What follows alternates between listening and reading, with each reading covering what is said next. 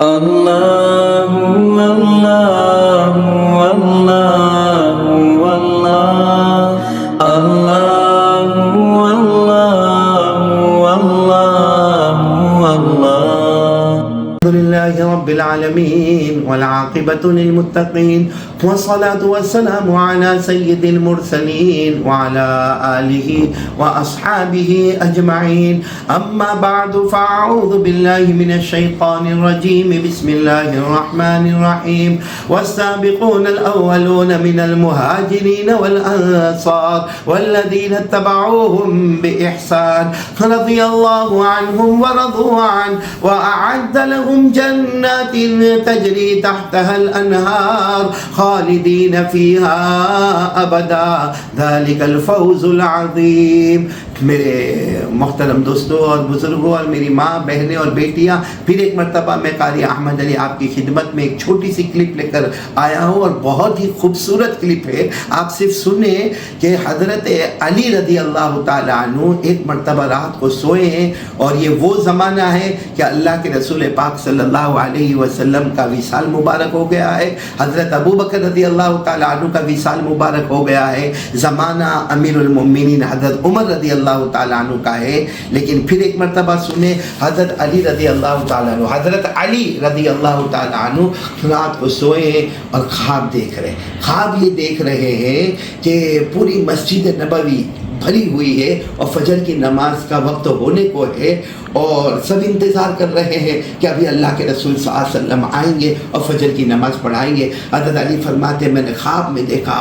بڑے خوبصورت انداز میں جناب نبی کریم صلی اللہ علیہ وسلم آ رہے ہیں، اور پھر آپ امامت کے مصلی پر کھڑے ہو گئے اور سارے صحابہ مقتدی بن کے کھڑے ہو گئے، اور ہمارے نبی صلی اللہ علیہ وسلم نے فجر کی نماز پڑھائی. حضرت علی فرماتے بڑا لمبا خواب تھا، میں نے دیکھا کہ حضور پاک صلی اللہ علیہ وسلم نے فجر کی نماز پڑھا لی، اس کے بعد آپ ٹیک لگا کر بیٹھ گئے اور کہا کہ وہ کھجور کا بڑا ٹوکرا جو ہے وہ لے کر آؤ. حضرت علی فرماتے میں نے خواب میں دیکھا ہے کھجور کا ٹوکرا لایا گیا. حضور پاک صلی اللہ علیہ وسلم نے ہر صحابی کو ایک ایک کھجور دینا شروع کیا، ایک کھجور ان کو، ایک کھجور ان کو، ایک کھجور ان کو. حضرت علی رضی اللہ تعالیٰ عنہ فرماتے میں بھی خواب میں انتظار میں بیٹھا ہوں کہ اللہ کے رسول مجھے بھی ایک کھجور دیں گے، اور کہا ہوا ایسا ہی، کیونکہ اللہ کے رسول سب کو ایک ایک کھجور دے رہے تھے. جب میرا نمبر آیا تو مجھے بھی ایک کھجور دی. حضرت علی فرماتے اللہ کی قسم میں نے خواب میں وہ کھجور کو جو کھایا، اس کی مٹھاس، اس کی شیرینی، اور اس کا جو ٹیسٹ، اور اس کا جو ذائقہ،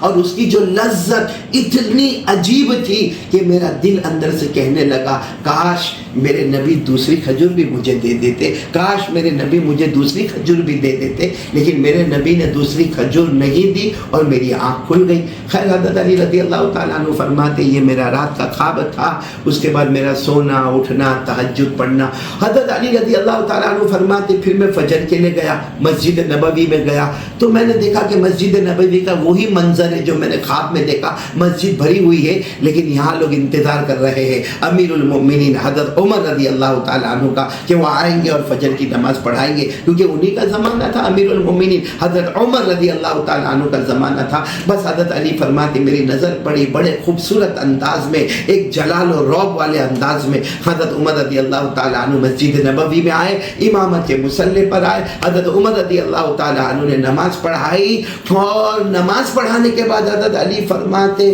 بالکل جو میں نے خواب میں دیکھا تھا کہ اللہ کے رسول نے ٹیک لگایا، ویسے حضرت عمر رضی اللہ تعالیٰ عنہ نے ٹیک لگایا. اور خواب میں دیکھا تھا اللہ کے رسول نے کہا تھا کھجور کی ٹوکری لاؤ، حضرت عمر نے بھی فرمایا کھجور کی ٹوکری لاؤ، اور کھجور کی ٹوکری لائی گئی. اور حضرت علی فرماتے میں نے دیکھا کہ حضرت عمر، کیونکہ اب تو میں جاگ رہا ہوں، میں خود نماز میں مقتدی بن کر تھا، تو میں نے دیکھا کہ حضرت عمر نے سب کو ایک ایک ایک ایک ایک ایک کھجوریں دی. حضرت علی فرماتے میں انتظار میں تھا تو حضرت عمر نے بڑے پیار محبت کے ساتھ مسکراتے ہوئے مجھے بھی ایک کھجور دی. حضرت علی فرماتے میں نے جب وہ کھجور کھائی تو رات کو خواب میں جو کھجور کے اندر شیرینی، ٹیسٹ، جو لذت، جو ذائقہ تھا، وہ ذائقہ میں ابھی بھی محسوس کر رہا تھا. اور میرے دل میں بات آ رہی تھی کہ عمر امیر المؤمنین ایک اور کھجور مجھے دے دے، عمر امیر المؤمنین ایک اور کھجور مجھے دے دے. کہتے میرے دل میں یہ بات آ رہی تھی کہ اچانک حضرت عمر میری طرف متوجہ ہوئے اور مسکرا کر کہا تمہارا دل چاہتا ہے کہ میں دوسری کھجور دوں، لیکن میں نہیں دوں گا، کیونکہ خواب میں اللہ کے رسول نے بھی تو تم کو دوسری کھجور نہیں دی، اللہ کے رسول صلی اللہ علیہ وسلم نے جب تم کو دوسری کھجور نہیں دی تو عمر کی کیا مجال ہے کہ وہ ٹوکرے میں سے دوسری کھجور تم کو دے ہوئے۔ بس یہ واقعہ مکمل ہو گیا، لیکن یہ واقعہ نے ہم کو حیران کر دیا کہ حضرت علی نے تو اکیلے رات کو خواب دیکھا تھا نا، حضرت علی نے تو کسی کو بتایا نہیں تھا، تو حضرت عمر رضی اللہ تعالیٰ عنہ کو وہ خواب کا پتہ کیسے چلا؟ حضرت عمر رضی اللہ تعالیٰ عنہ کو یہ کیسے پتہ چلا کہ ایک ہی کھجور اللہ کے رسول نے دی ہے، دوسری کھجور نہیں دی؟ اس کے بارے میں علماء کرام الگ الگ جوابات دیتے ہیں،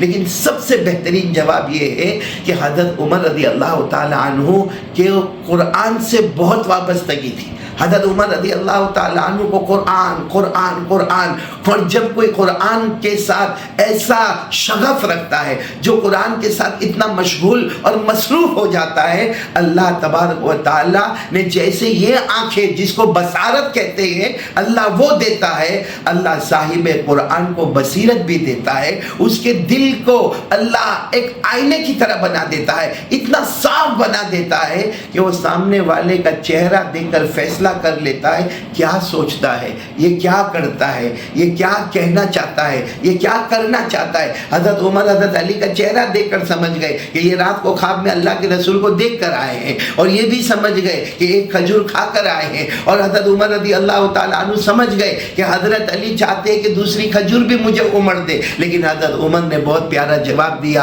جو کام اللہ کے رسول نے نہ کیا عمر کی کیا مجال ہے کہ ٹوکرے میں سے دوسری کھجور دے ہوئے۔ اس کو کہتے ہیں بصیرت، اس کو کہتے ہیں کشف، اس کا نام ہے علم مکاشفہ، جو بڑے بڑے اولیاء کو جب حاصل ہوتا ہے۔ تو حضرت عمر تو امیر المومنین تھے، حضرت عمر رضی اللہ تعالیٰ عنہ تو بہت بڑے اللہ کے